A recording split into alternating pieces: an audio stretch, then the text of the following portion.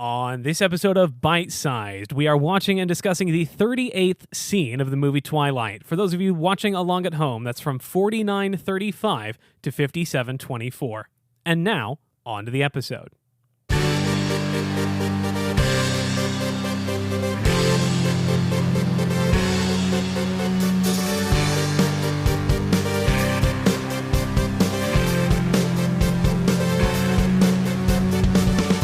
Hello, everyone, and welcome to Bite Sized. If this is your very first episode, here's what's going on. I'm your host, Ben Abair. I am watching the movie Twilight one scene at a time with a different guest every week. That means I take someone I know or someone who has come well referred to me and send them around 90 seconds of the movie Twilight, and then we talk about it for about a half hour. Except in this case, where we watched like 8 minutes of the movie because, hoo boy, this is a long one. Before we get into that, though, let's get into my guest. Joining me today, I have an improviser, an occasional voice actor, a podcaster. He is the other half of the Audio Obscura podcast you may have heard about last week. Michael Foster, welcome to Bite Sized. Hello, thanks for having me. Thank you Excited so to much be here. for doing this. Good, glad to hear it. Let's get straight into the meat of the matter. Michael, I am going to start this the way I start every episode. That is by asking you, what is your history with the Twilight franchise? Ooh, good question. Thank you. I have seen a little bit of the films. At least 8 minutes of it. Yeah. When you said most people see 90 seconds, I got very jealous of those people. If you want to discuss which side the grass is greener on, you can talk to your co-host, who last episode I think got around 45 seconds with no really? dialogue. Yeah, it was rough. Here's the thing. I feel a little I feel honored, but I also this is a big scene. Like, this is the scene. This is a huge scene. Am I right? And we're going to get into that. Yeah. My history. So I've seen a little bit of the films. I'm sure I've seen this one start to finish at some point. I was never a fan of these films. I was never a fan of the books. I was never dating or close to anybody who was really into them that I know of. The stuff I have seen usually had like a comedic commentary. Your riff tracks, if you're familiar. I am very familiar. That was the first way I saw them as well. The great riff tracks for the whole Twilight series. Sure. I'm embarrassed for everybody involved. Okay. And I mean, a lot of people got paid very well, so that's fair. It's a little like I watched Love Lies Bleeding not too long ago, so it's very interesting to see these kids on screen, knowing, where they ended up. So yeah, I'm glad they got paid well. I hope they got paid well. And it opened up other opportunities for them. So there's that at least. Yeah, it definitely did. I mean, this was by no means Kristen Stewart's first movie. We could get deep into her filmography if you wanted to, but like Anna Kendrick is in Twilight, and you would not, that's easy to forget. Right, yeah. But this was like her first big film role. So a lot of people, it seemed like this did a lot of good for them. But it was never something you or anyone around you enjoyed? No, it might have been like my age and just like my particular group. But no, I had no interest in getting into these. I think they're very silly. Yeah. But here's the thing. I don't begrudge anyone who gets, true enjoyment out of this and really gets into like the love story. Like, I get that. Sure. But I also generally think vampires are cool, and these vampires are not cool. It's not dark, it's weird and PG-13ish, and I'm not a fan at all. They get cooler as the series go on if you're willing to commit to it. In this particular scene, you don't get a ton of vampiring around except for a couple brief instances that we'll get into. But this is a very heavy on the teenage angst sort of scene that we're talking about today. I'll give it a brief overview for my listeners. We are in the forest. Bella confronts Edward with the fact that he is a vampire. He is finally honest about it for the first time. They say a lot of the most iconic lines in the series, and then they lay down in some flowers while he sparkles. And that's it. That is the overview of the scene. Yep. Let's get into it beat by beat. We start off, they are walking into the forest behind their school carried over from the last scene. They had to have been walking for a long time because there is no sign of civilization anywhere around them. They're very isolated. Yeah, they've been hiking. Right. And like the last scene before this it ended with them walking into like the edge of the forest. And I imagine there had to have been a good 15, 20 minutes of them hiking to finally get to where they could have this conversation. And to Edward's credit, if that's the case, he's being very patient, right? Because he hasn't displayed or he's inadvertently displayed. Like, I seem to remember, like, he saved her in like the parking lot from a car or something. Yeah. So he has the ability, we know, to go zoomy zooms. Yes. If I'm borrowing our mutual friend and editor Ben Oxher's phrasing. So so. By the way, during this long hike, they talked at all? Because yeah, we're led Probably to believe not. they go right from the school to isolated forest. Right, and he's trailing a good 20 feet behind her. Yeah, beautiful forests, I guess. Lovely, beautiful forest, the Hoh rainforest of that Washington area. Shot weirdly. Weirdly in what way, would you say? I think the cinematography is very strange. I mean, maybe it's more the editing, because the editing is bonkers. What be specific in what? Sure. I just think the cuts are weird. The sequencing just feels a little off. They're going for something. They're going for like tension, and I just don't think they're achieving it. Yeah, there is a lot of interesting editing choices in this scene that are not in other parts of the movie. There's a lot of like the camera flips a lot. It'll like rotate in a lot of weird ways that you don't otherwise see in this movie. It makes for some interesting choices. This scene in general as a whole, it really feels like this was the money scene. This was like the writer, the director, the actors, everyone is giving it their all in a way that feels like this is the make or break scene of this movie. This is what the fans are coming to see. We have to make this one the absolute best. Every second, every line has to be a banger. Ben, I would go so far as to say I bet this was the audition scene. That's possible. Or the main sides used to cast these actors. I could see that, especially for like a screen test for, having Kristen and Robert act off each other for the first time. That would not be surprising. Hey there, Editor Ben here, just popping in real quick to say that ordinarily this would be the part where I would go find the screen test or the audition and stick it in right here to add color to the podcast and satisfy everybody's curiosity, but I can't find it. I don't think it exists publicly. I found some stuff with the director talking about casting them, but it wasn't that interesting. So if you have that footage, send it to us. Send it to the podcast. But I just wanted you to know that I tried, okay? I tried. All right? All right, back to my friends now. By the way, I love them both very much, and I'm glad that they've really found their groove as performers. And not to like plug my podcast, but we featured the commentary track. Yeah, I think from the original DVD of Twilight. Yes, and you can find clips online. It's very entertaining. That's what I've heard. Yeah, our past guest last week brought that up as well. Oh, awesome! That's very funny. Yeah, you haven't heard it yet; it hasn't been released. But you two are very consistent in your promotion, so good for you. Keep it up. That's good. He's a good kid. That David Martin. So I've heard. They walk out into the forest, surrounded by ferns. A lot of ferns in this scene. Ferns and mist is mainly what's out there. Yeah, a lot of budget went to the like the fog machines. And the haze. For sure. I wonder, was this shot actually outdoors, or do you think this is a soundstage? I think this is outdoors, but maybe with a lot of like production help. Yeah, I could see that. No, it seems like actually outdoors. If this was a soundstage, it would have taken a lot of effort to put in all those trees and stuff like that. That probably makes the most sense. Iconic, like you were saying, Ben, like very iconic lines in this scene that I was like, oh yeah, that. Yeah, straight from the get-go, she starts confronting him with evidence that he is a vampire, and like the first line of the scene is, "You're impossibly fast and strong. Your skin is pale white and ice cold. Your eyes change color.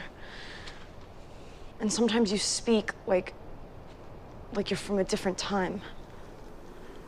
You never eat or drink anything. You don't go out in the sunlight. How old are you?" 17. How long have you been 17? A while.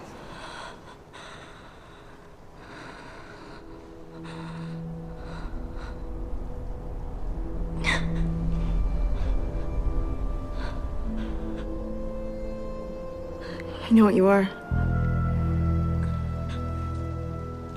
Say it. Out loud. I don't know about you. I'm knee deep in the online Twilight fan community. I spend a lot of time there, and a lot of the lines that get thrown around, particularly from this movie, originate in this scene. It's not something I ever realized until you watch it this closely and realize, oh no, there's like, this is like, you know, a Taylor Swift album or something. The number of number one hits that come off of those, some of those albums. This is the scenic version of that, where so many of the most iconic lines come out of this scene. They were really going hard on it. Yeah, it's when she's kind of just listing the evidence, the bullet points, it feels kind of a little bit dumbed down. Yeah. And it's really cringy. Bella seems pretty straightforward and pretty normal to me. My bone to pick is with Edward, who is all over the place in this scene. Yeah. He's swinging drastically between threatening and drama queen in a way that makes it hard to get a read on what he is supposed to be getting out of this conversation. This is one of those scenes that you see sometimes in movies where these two people are ostensibly talking to each other, but so often, so many of the things they're saying are not related to what the other person just said, where you could, they're having parallel conversations where you could just completely separate their lines and you wouldn't really lose much of the conversational flow. If you just heard all of her lines or just all of his lines alone, they would just sound like a monologue, basically. He's like trying to play threatening and vulnerable all at the same time, all at 11. Vulnerable for kind of no reason other than it's cool if he's vulnerable, so that we need. God, I don't know how to wrap my mind around the bridge to gap between these two weird contradicting emotions that he's playing. But like, it's threatening because we want it to be scary, but he needs to be vulnerable, so we're not just like, hey, girl, get out of there. Right, exactly. I forgot about how long have you been 17? Mm-hmm. I think that's a legitimately good line. No, that's a very good line. His response, a while. That's good. A while. That's solid. That's good. That's it. I like when he asks her, say it out loud. It's almost like that's his kink. Yeah, and like that is one of the moments where the parallel conversation I was talking about doesn't really apply, where they're actually talking to each other. It's good, but when they're just saying their big power lines at each other, like right after the say it out loud and like how long you've been 17, that conversation just sort of ends, and then Edward says, "You need to see what I look like in the sunlight," completely unprompted. Where are we going? Up the mountain, out of the cloud bank. You need to see what I look like in the sunlight.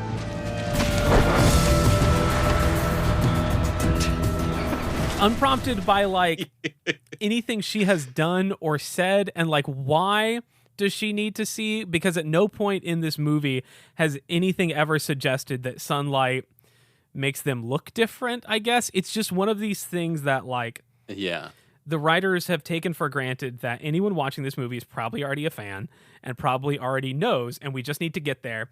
And really, it makes Edward feel like he's talking to me. He's not talking to Bella. He is talking to the audience and saying, now it's time for you to see what I look like in the sun. I really want to see him when she's on his back and they're zooming. Oh, man. I want that put to yakety sax. Oh, yeah. I'm sure that's been done. The vampire running fast effects in this movie they're so cartoony. They're kind of strange, especially because usually it's only the vampire that moves fast. The world around them sort of you don't like whoosh with them. You're just, everything's just sort of still and normal, and then you just see someone go meow right by you. Yeah. In a very weird cartoonish way. A lot of this is cartoony. A lot of it happens off screen. There is a lot of, after Edward the game is up, he is admitted to being a vampire. He demonstrates his various abilities in a lot of ways. Everything about me invites you in. My voice, my face, even my smell. As if I would need any of that. As if you could outrun me!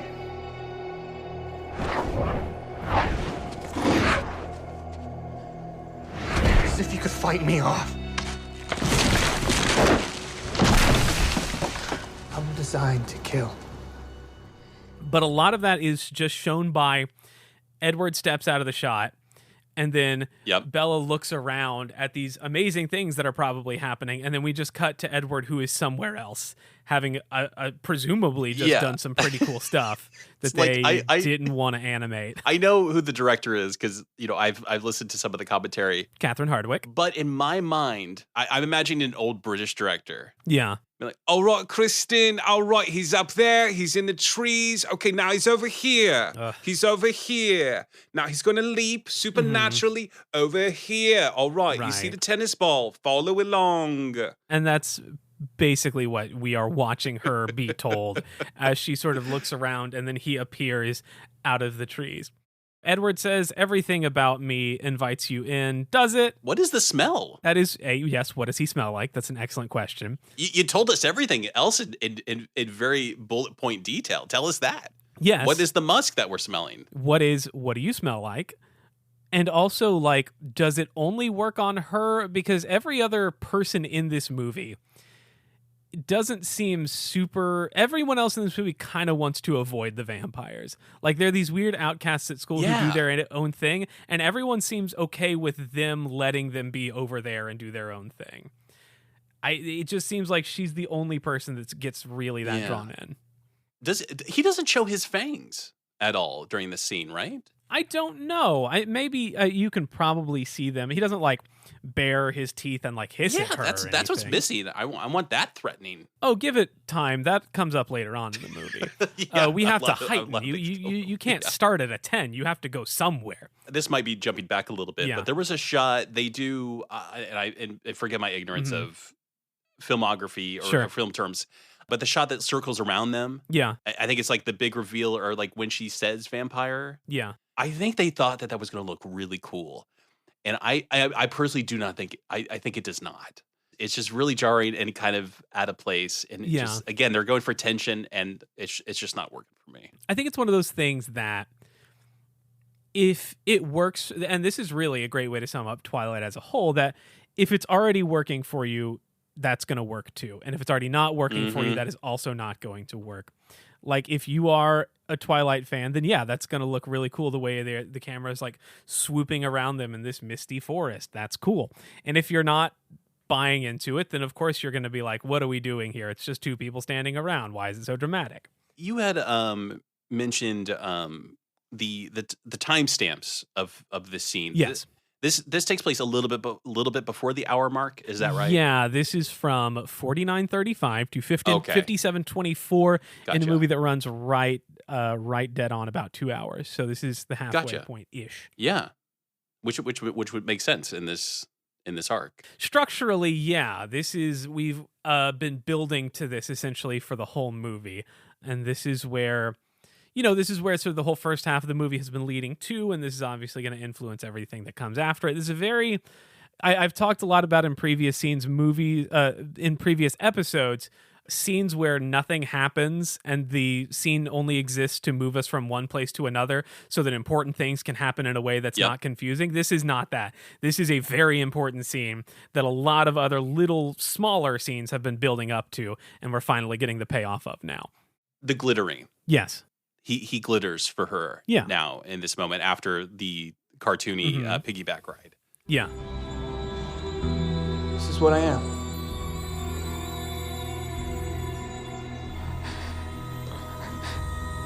It's like diamonds. You're beautiful. What's there's like a fantasy here, right? In what way? We want vampires, but we don't want them to dissolve into like grossness in the sun. Yeah. Like we want to take that part. That's kind of icky. Yeah. So we're going to make them shimmer instead. I think I've probably said this on the show before. I like it as a twist on the traditional reasons why vampires cannot go in the sun. Yeah. Because it, instead of dissolving into ash, sunlight is still a threat to them, but a threat of a different kind. Whereas instead of it killing them, it reveals who they are to everyone else, who then immediately will try to kill them. Yeah, of course. that is part of, I think, the fantasy that maybe the author's going for here. Mm-hmm. It's a lot. Them going back and forth. She's, trying to reassure him that she's not scared. Right. Well, she is scared, but just not about the thing you think she is. She has every right to be scared, though, because recurring red flag watch on this show, ladies, if you're out with a man and he tells you that I've killed people before. It does not matter. that actually really should matter. He almost says it like it's a brag. I don't know if this is intentional or not, but what I get from Edward's performance is that he's been living with this terrible secret for almost 100 years at this point. Right. And now he's able to finally confess, like get off his chest everything that he's been hiding from the larger world, except for his other vampire buddies, for such a long time. And there's almost this like catharsis from him of like, I can finally tell someone, I don't have to keep this pent up except within the bounds of the 6 people that I live with or whatever. Yeah, but I'm going to reveal this to you. Mm-hmm. But at the same time, like I want to push you away. Ostensibly to keep you safe. Which at its Yeah. most basic is, pretty run-of-the-mill teenage drama stuff. That's no different than any Dawson's sure. Creek episode, right? Yeah, and Edward, here's the thing. The more you try to push her away, the closer she's going to want to get. That is true. And it doesn't really matter because she can't outrun you anyway. You can pick up a small tree and throw it. The sound design is working extra hard. And I actually appreciate that. The way they've made that tree branch, right? That's one of my beefs with this scene is, hey, if you want to show us him doing something impressive with his strength, find a bigger tree for him to like pick up a log or something. Don't have him pick up a tree that looks kind of deeply rooted, to be fair, but like he could kind of wrap his whole hand around the trunk and like it's not that impressive. It was on like a rocky wall. It couldn't have been that deep in there. They're doing the best they can with what they got here. They are. He jumps around a lot. He gets into a tree and like at one point is like crouched in there like a panther or something and like leans out in front of her. And you can really feel them using the entire space. You can really, I wonder how much of this was blocked out beforehand and how much of this was like, okay, let's look around. Let's find a good tree. Yeah, we can use that. Okay, now you get up here. The choreography of this scene fascinates me. I appreciate them trying to make those visual beats, right? Yeah. Because you need that. If you just have 2 people literally a foot apart talking, that's going to get very boring after a while. Sure. It's quite a skill, honestly, to block people and give them business, right? And to divide up a long dialogue scene like this between 2 people, into those chunks. So I do appreciate the effort that they made in doing that. Continuing our red flag watch, Bella says, Why did you hate me so much when we met? I did. Only for making me want you so badly. Only for making me want you so badly, which is not something she was actively doing. That was his own. Just by existing. Yeah, that's something he's projecting onto her and is not a valid reason to hate her for it. So again, ladies, if your fella says that to you, again, don't take it. That's a red flag. Oh, babe, I hate you so much just because you're so damn hot. You make me want you. I don't want to talk anymore about that because the more I think about it, the grosser it gets. So let's talk about the weirdest, for my money, the weirdest line in this scene, which is sort of the ultimate in what these characters are saying aren't related to what another character just said. It's just saying things. Say it, Ben, out loud. I will. It's just something that they think would sound cool, which was Edward just apropos of kind of nothing says, So the lion fell in love with the lamb. What a stupid lamb. You sick, masochistic lion. It's bad. It's a little too much, a little too cheesy. Like I can accept a decent amount of cheese, especially being now 38 episodes deep into this movie, which is full of, over a little ham-fisted, perhaps overwritten dialogue. But that there are some things that are just a bridge too far, even for me. Oh, I was going to say the other line. I loved what he says. Mm-hmm. His follow up to her when he's in the sun. saying, like diamonds, you're beautiful. You're beautiful. Beautiful. This is the skin of a killer, Bill. Another incredibly popular line with the fans. Yeah, that line particularly, this is the skin of a killer, has taken on a life of its own among the Twilight fans, because if you take the first letter of every word of that line, it's tit soak. This is the skin of a killer, TITSOAK. So if you ever see tit soak as a hashtag on any of my Instagram posts, that's what it's referring to. That is a major identifier for Twilight fans on the internet. I don't think Robert Pattinson and Kristen Stewart are this pale, but they look very pale. I think part of it is the color correction that they've done. What color, Michael? Huh? What do you mean by color correction? Be specific. They've gone, I don't know, they've made, that's a good, I like, it's just very desaturated. No. Is that the right term? Where they just took that slider, or it's very saturated? No. Pretty saturated. The cold tones are definitely pumped up a lot, but what color specifically would you say it is, Michael? Like green? Close, you're close. Pale blue? What do you want me to say? I wanted you to say blue. That is the blue bell. Yes, Michael Foster. Okay. In the history of this show, guests have a tendency to bring up just how damn blue the movie Twilight is, and whoo boy, is it very noticeable in this scene, because they are in a forest, which is traditionally, forests are green. Everyone knows that. But the blue is cranked up so much, the cold colors are so overly saturated in this scene especially, that it does really look blue. And she looks like a vampire. Yeah. And like they both look very pale, and their lips are really popping as a result. And speaking of lips, yes, they do not kiss. No, they almost do a couple Why? times. Well, because again, just like with showing the fangs, you got to go somewhere. We're still only halfway through the movie. You can't give us all the good stuff at the hour mark. Then you're gonna lose watchers. You gotta build to stuff. That's true. You got to keep them wanting more. Yeah, exactly like Edward does when Bellis tries to lean in for kisses at 2 or 3 times in this scene, and then he pulls away. You gotta build. You gotta heighten somewhere. It's been such an experience revisiting this movie. It really has been. The last line, I feel like we've talked about all the lines, almost all of my favorite iconic lines from this scene. The only one we haven't is, quote, It's you.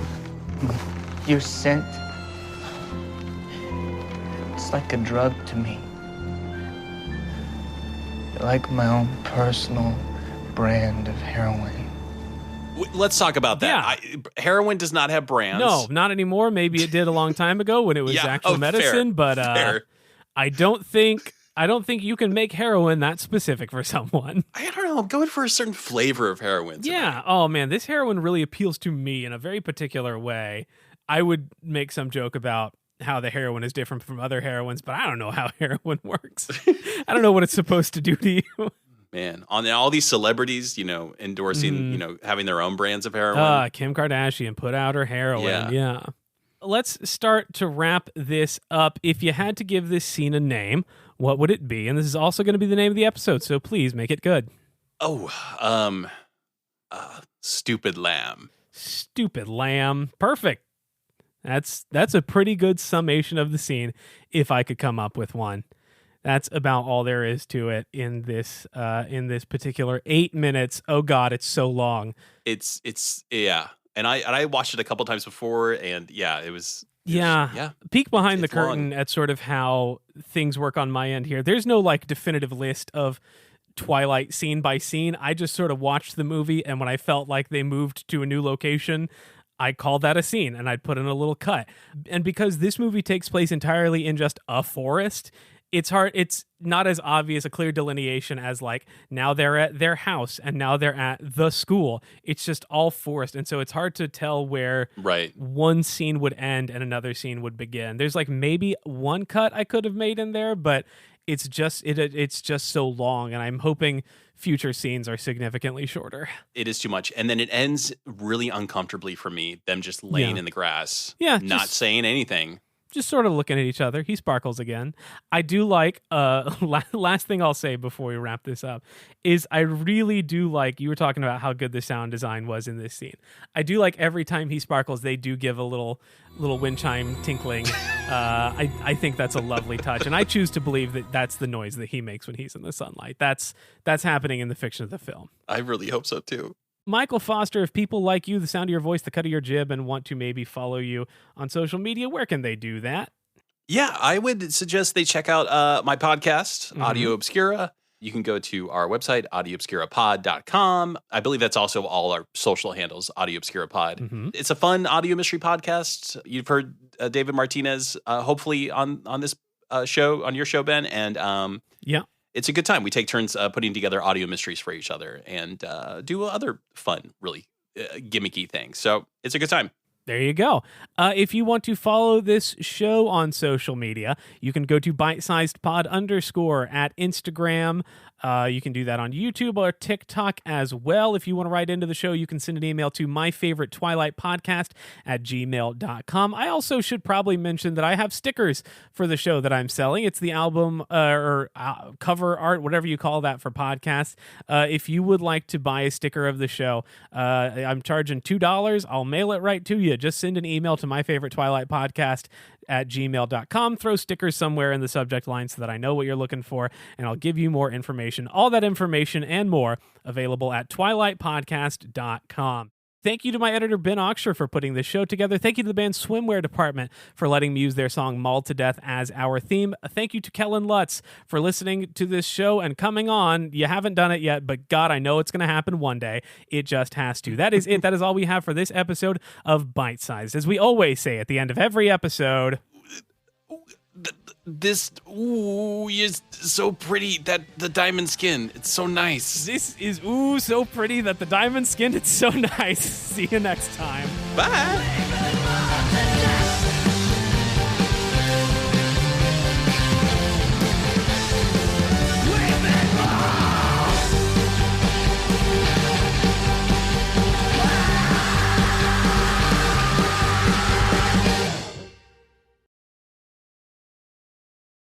I've killed people before. It does not matter.